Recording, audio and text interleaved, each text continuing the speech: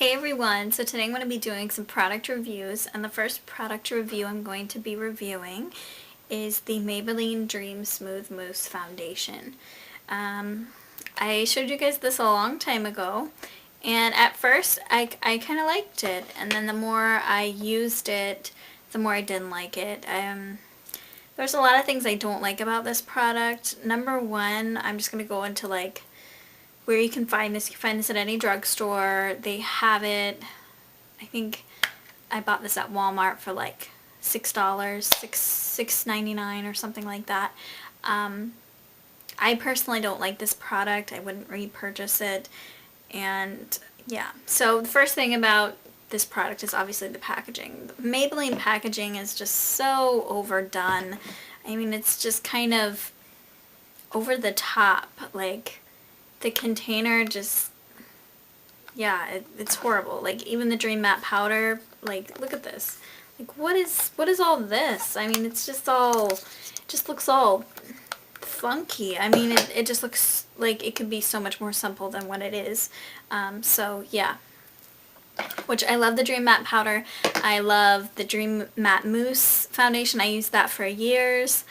Their blushes, the Dream Mousse blushes, I love those. Those are great. I don't use them anymore, but I did use them for quite some time when I was on a budget and bought a lot of drugstore brand makeup.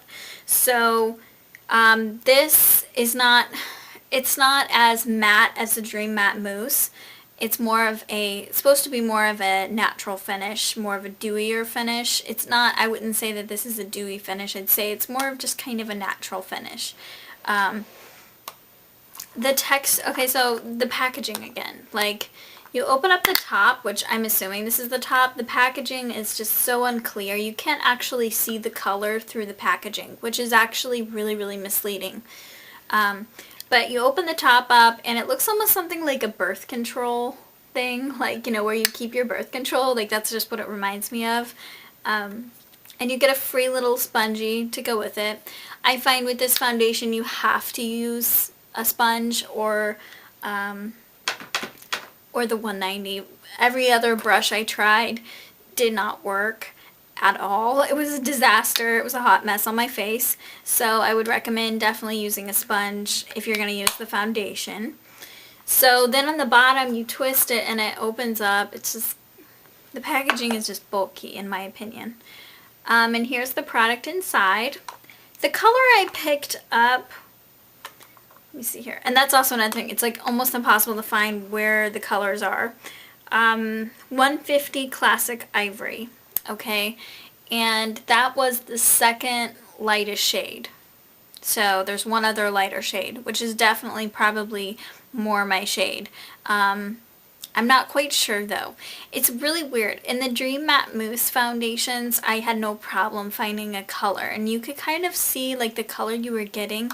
With this, I had no idea. I actually picked up one in like the 300s, so it was like super, super like dark for like really, really dark skinned people, and I didn't even realize it until I got to the checkout and I was looking and I was like, wait a minute, that is so not my color, because it just, the way they had set it up was really, really confusing. So finding a color is going to be pretty hard, to be honest.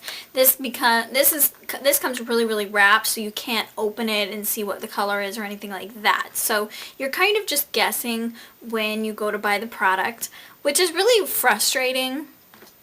I use, let's see here, in the Dream Matte Powder I'm light 4-5, and in the Dream Matte Mousse I don't remember my colors, but I used a couple different ones and they worked for me. This color does not. I'm usually NC15 at MAC, and this color 150 Classic Ivory is definitely not my color.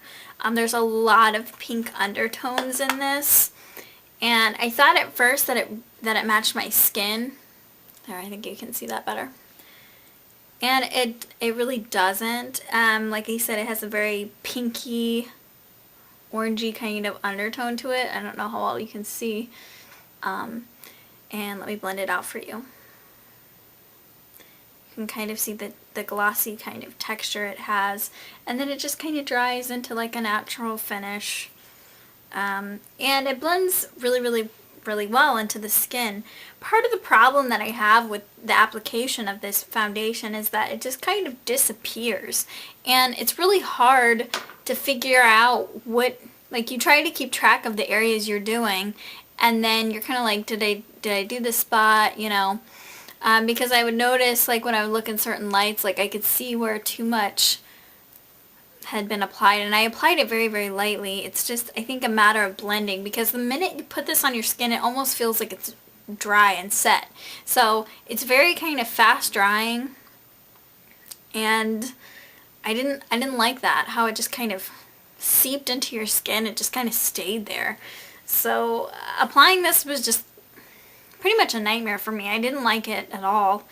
And then, like I said, the first few days I thought it was fine, and then the more I looked at it in the mirror, I would see random orange streaks. About 3 hours after I applied it, it would start to oxidize, and I would have, like I said, these like kind of orangey patches, which is so weird because I really have never had that happen a whole lot with any kind of foundation. So I think that that's really, really weird that it would do that. I even tried setting it with a powder, charged water, Fix Plus, that kind of thing, and it just had the same results every time. I tried it for about, I think, 3 weeks, and I didn't want to use it anymore. And I found a really great foundation now. You guys know I'm using the Lancome Miracle foundation, and I absolutely love this one, which I highly recommend. I already did a product review on it if you're interested. But so yeah, this is just kind of a no-go for me. I don't like it. I think it's going to be hard for you to find the right color. And I'm the kind of person that just doesn't return drugstore brand things because you've already used it and it's gross, and I don't know. I just don't return things very often. Sorry, I'm sick with strep throat, so if I sound and look horrible, it's because I feel horrible. So all in all, I would really, I don't know, I think that this product was really overhyped. I know a lot of people loved it. I actually didn't see any negative reviews on this, and I just feel like I had to do my own, kind of like the Photo Ready from Revlon, you know, I felt like I had to do my own review for that. And this product just seemed kind of overhyped. I think there's a million foundations out there that are better. You guys know that I'm always trying foundations, and that one's not very good in my opinion. I think you're better off getting the Dream Matte Mousse as opposed to the Dream Smooth Mousse. So, yep. Oh, just another thing. I have really dry skin, and this did not show up any of my dry skin, which was really, really great. That was the nice thing about it, is that it didn't, you know, emphasize dry skin at all. I don't know. I think if you had oilier skin, I think this would be okay too.